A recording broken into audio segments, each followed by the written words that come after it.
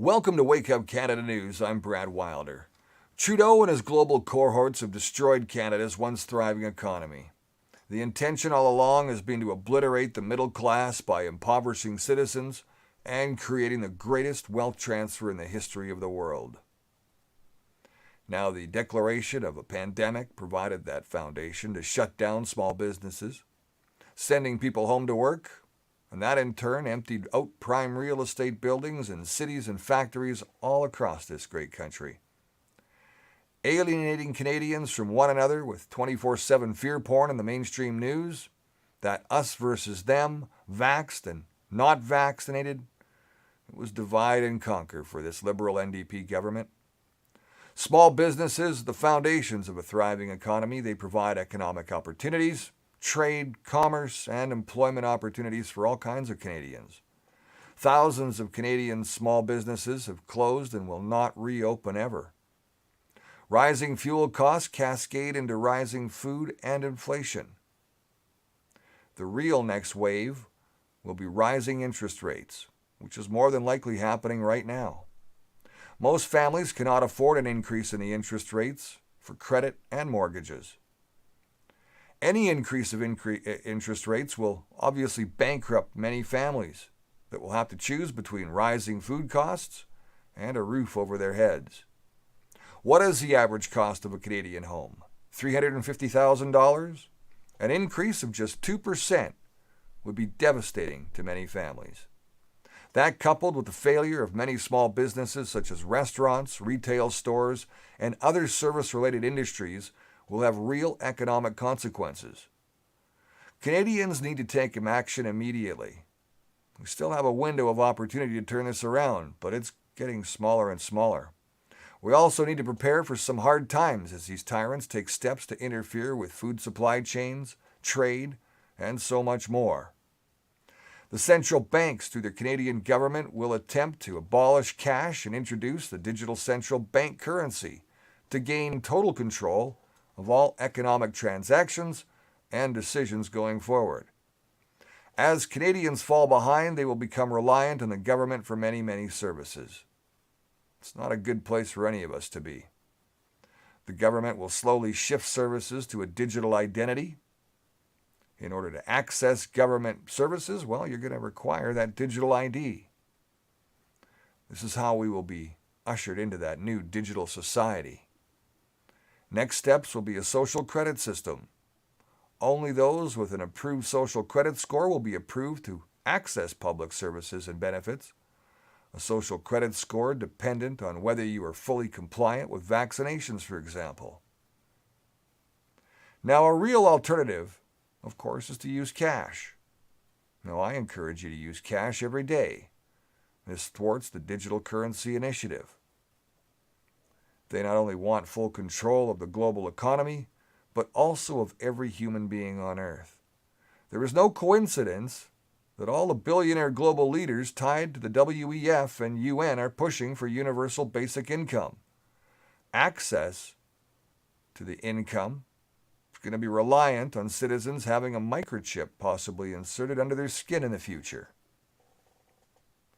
Now, we cannot allow power to be in the hands of the few.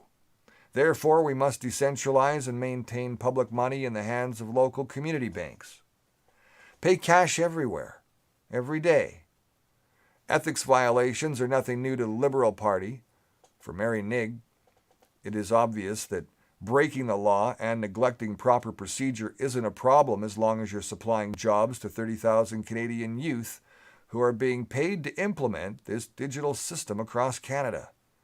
It doesn't matter if it involves dubious activity that is working toward the destruction of the free world. It's called the Digital Economy Partnership Agreement, or DEPA, a novel trade policy tool initiated by New Zealand, Chile, and Singapore. DEPA is a flexible arrangement that's designed to address the fast-evolving digital economy issues of interest to businesses, workers, and consumers, such as artificial intelligence and digital identities. And joining DEPA would further secure Canada's position as a leader in the global digital economy.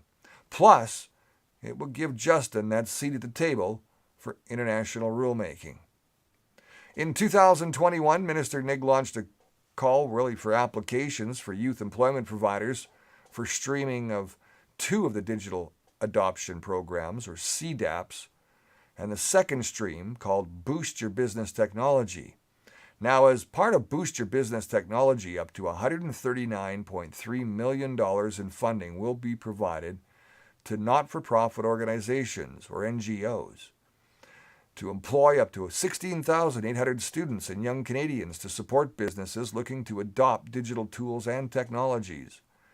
Mary Nigg is a Minister of International Trade, Export Promotion, Small Business, and Economic Development, together with key players in the nonprofit and private sectors.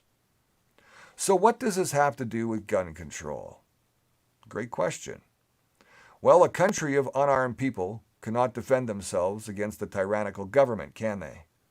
History has taught us this. The Bolshevik Revolution, Mao's People's Revolution, Pol Pot, and other so-called revolutions where the people became defenseless against the state. Now Canada has the strictest regulations for law-abiding gun owners, so there is absolutely no doubt that Trudeau has sinister motives in removing guns. In another well-rehearsed performance from the substitute drama teacher the other day, Trudeau once again failed to provide any kind of statistics or legitimate reasons for the ban. Criminals remain the problem and will continue to become a greater threat should Trudeau succeed. Now, there is a parliamentary e-petition, E-4010, calling for the government to immediately repeal the order in council to introduce further restrictions on licensed firearm owners in Canada. Now, Venezuela is a recent frightening example of why we must not give up our guns.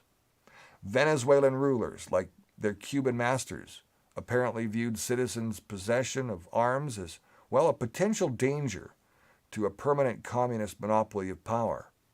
Quote, if the objective of the control of arms, munitions, and disarmament of the law was to improve the quality of life for Venezuela's citizens, you'd be hard-pressed to find any objective evidence that the law has succeeded. The Venezuelan currency has scarcely any value, and 87% of Venezuelans, live in poverty. Shockingly, 64.3% of Venezuela's citizens lost an average of 11 kilograms of weight in 2017, yet Maduro remains in power and the gun ban is still in effect. Although the bill was sold to the population as a hardline effort to improve security and sharply reduce crime, many now point to Venezuela as a case study for how gun prohibition can actually, produce the opposite effect. Bottom line is, we cannot let them take Canadians' guns away. I'm Brad Wilder. Thanks for watching. This is Wake Up Canada News, and I'll see you next time.